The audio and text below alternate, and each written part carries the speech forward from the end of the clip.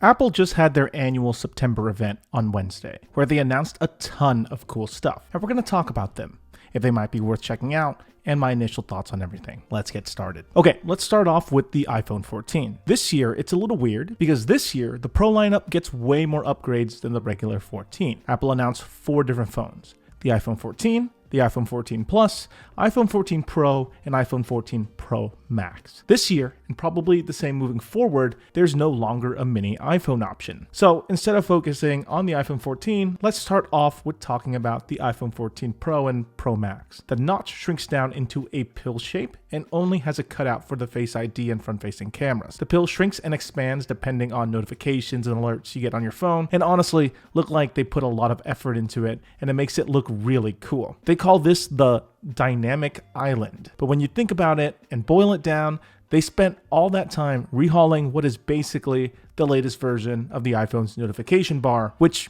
isn't necessarily a bad thing. I like that they incorporated it into the phone versus how they always tried to hide it when the notch was there. The rest of the phone remains similar to last year's iPhone 13. They now also have the new A16 chip for improved performance and an always-on display feature similar to the Apple Watch that lets you keep important information on the display even when the phone is locked by dimming the display and lowering the refresh rate down to 1 Hz. Basically putting the display on super low power mode when it's locked. Of course, for both the Pro and regular iPhone 14 lineup, they all get improved cameras, but the iPhone 14 Pro and Pro Max specifically now have a new 48 megapixel main camera, which Apple claims will improve image quality and low light performance. Of course, we have no idea if that's true until we start getting real accounts from real people. All iPhone 14 models no longer have a SIM tray. They rely solely on eSIM, and the price tag is still at $999 for the Pro and $1,100 for the Pro Max. Now here's the weird part. The standard iPhone 14 and 14 Plus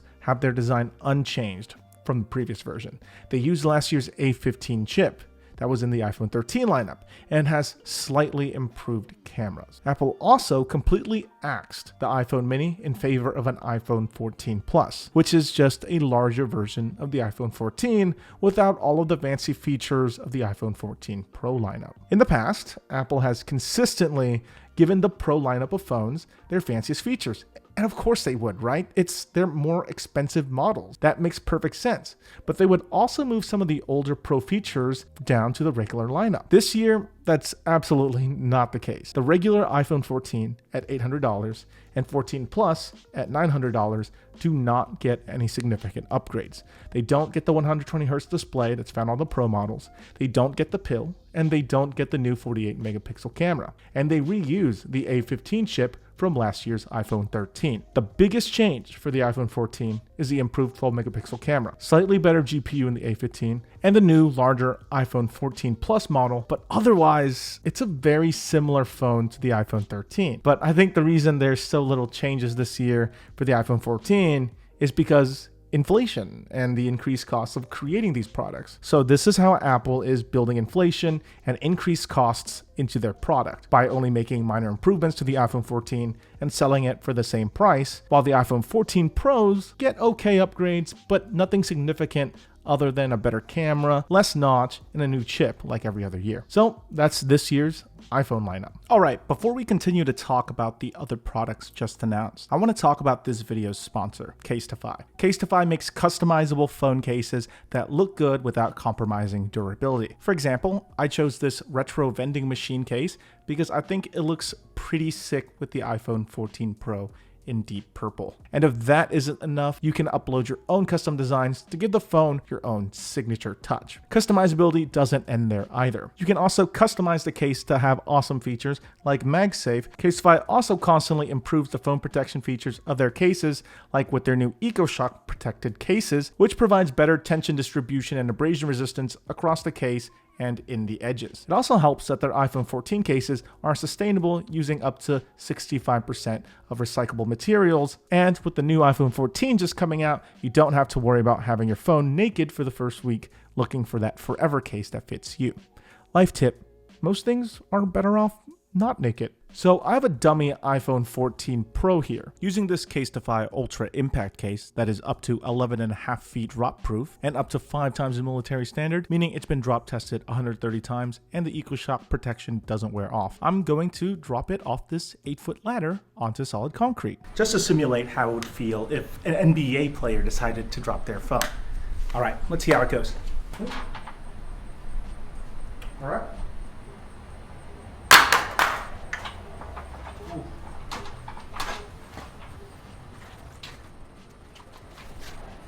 Look at that. Oh. No damage to the device whatsoever. Screen's clean, everything. So if you're interested in buying your next iPhone or any phone case from Casetify, use the link below or in the description to save 15% off your next phone case. Anyway, back to the video. Apple also announced new AirPods Pro. With the newer design for the case, longer battery life at 6 hours per charge, new audio drivers, additional touch controls along with the old squeeze controls, and improved noise canceling features, all at the same price tag of $250. And it's still called the AirPods Pro. No name change. No AirPods Pro 2022, no AirPods Pro 2, just AirPods Pro. New. It now has 2 holes on the case to support a lanyard or strap, so you don't have to worry about losing your AirPods when they slip out of your pants or bag. Now you don't have to buy a case with a hole for the hook and can just use the hooks on the case itself. And if you do end up forgetting where your AirPods Pros are, these new ones will also have Find My capabilities with precision finding, similar to Apple's AirTags. Honestly, these look to be a pretty good upgrade to the AirPods Pro. I've had AirPod Pros since day one, and a longer battery life built into the earbuds themselves are a nice feature to include because over time, battery life will degrade. And at 6 hours of battery life, it's more than enough for most people. But in a couple of years, after prolonged use, when this dips down to 4 hours of battery life, it's still pretty good. But AirPod Pros are something that you have to get and test them out to know for sure, since audio devices are better to judge when I can, hear what comes out of them. Otherwise, initial first impressions, I think these are a good update to the AirPods Pro. Lastly, Apple announced 3 Apple Watches. The Apple Watch SE starting at $250, Series 8 starting at $399, which continues the design and features of the Series 7, but now with the new temperature sensor. And Apple also announced the Apple Watch Ultra. This is a brand new watch in the Apple Watch lineup with the design change, more flat angles similar to the iPhone and iPad Pros, and has a higher starting price tag at $799 to match that new Ultra nameplate. First, let's talk about everything these watches have in common before we talk about that crazy price tag. All new Apple Watches from the SE to the Series 8 to the Ultra all have crash detection, where the Apple Watch will notify authorities if it detects you've been in a car crash. Luckily, there's a way to cancel the call if you haven't actually been in a crash and the watch misdiagnosed the situation. Hopefully, this is a feature no one ever has to have to use, but it's nice to know that this additional feature could potentially help you in an emergency. And they all have the new S8 chip for improved performance. The main highlight when it came to the Apple Watches was obviously the Apple Watch Ultra, Apple's first real redesign of the Apple Watch, and by that I mean the only real significant different design since they first launched selling the Apple Watches. This model seems catered more towards athletes or for rugged environments with a titanium body. It has a larger 49mm display, a new custom button they call the Action button that lets you set it up for different functions. It has 2 speakers for louder and clearer sound, and crazy battery life compared to the regular Apple Watch lineup. The Apple Watch Ultra has 36 hours compared to the other Apple Watches 24. They also announced new watch band types made specifically for the Apple Watch Ultra, but honestly, it's only a matter of time before some budget alternatives start popping up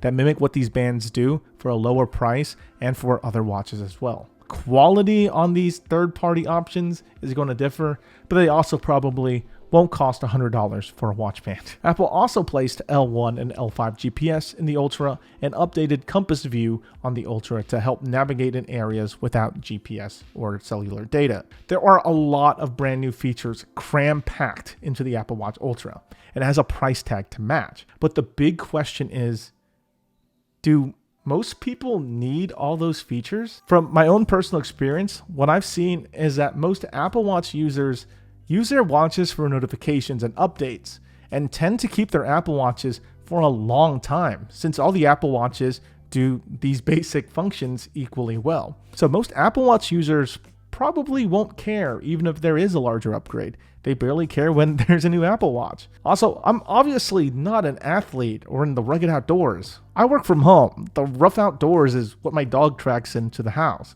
But if you are an athlete or someone who does extreme sports or other outdoor activities, like maybe you work in construction, let me know. Is this more rugged Apple Watch Ultra enticing enough for you? What is really interesting though is the updates to the Apple Watch SE. This thing has the latest S8 chip in it, just like the Ultra, and still has a bunch of the useful features that the Apple Watch is known for, but at $250. Okay, sure, it is using the old design and doesn't have a temperature sensor or always on display, but it does notifications and alerts like the best of them.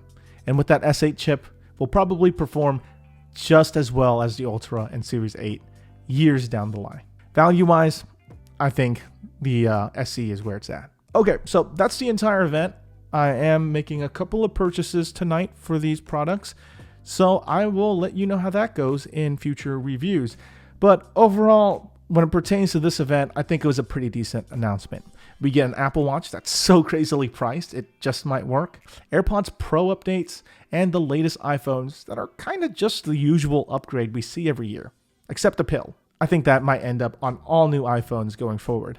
Anyway, what do you personally think? Did any of the new announcements catch your attention? If so, which particular ones? For me, it was probably the new AirPods Pro and the Apple Watch Ultra. Definitely looking forward to seeing what those can do. That may be a hint at the content to come on this channel. Leave what you think in the comment section below. If you enjoyed this video, give it a thumbs up, and well, don't forget to subscribe. I'll see you all next time. Bye.